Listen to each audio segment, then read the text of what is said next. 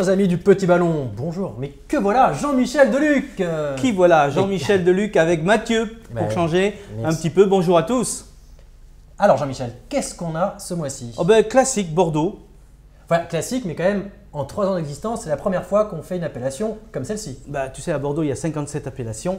Donc, on a le temps de tourner. On a 57 ans, non, peut-être un peu moins. Mais là, je suis content d'abord parce que les Côtes de Bourg, c'est certainement le lieu de Bordeaux où on a les meilleurs rapports qualité-prix. Voilà. Donc, ça, c'est une bonne chose.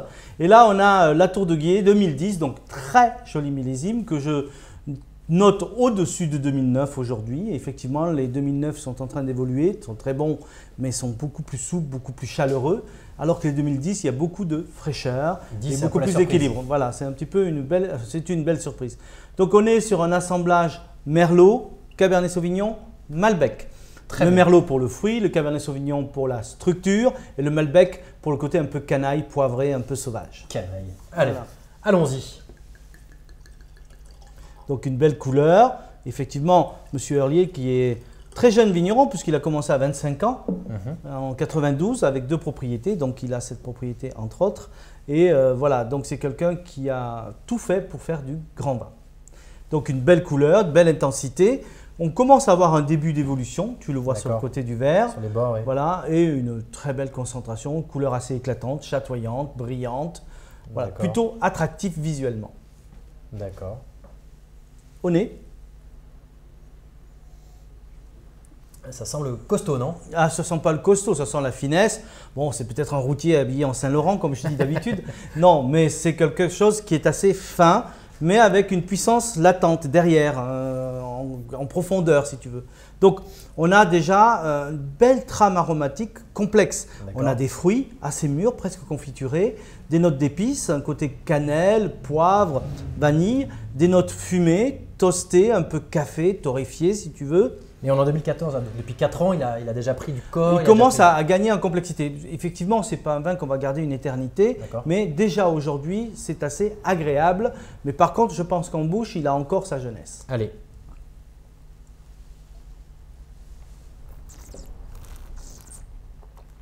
Voilà, très souple, fin, délicat. Puis après, il grandit, il prend une amplitude en bouche. Et effectivement, l'acidité, les tanins, la structure est encore là, est encore jeune. C'est bon ça. Hein. Ça peut encore se fondre, donc il y a encore un potentiel de temps.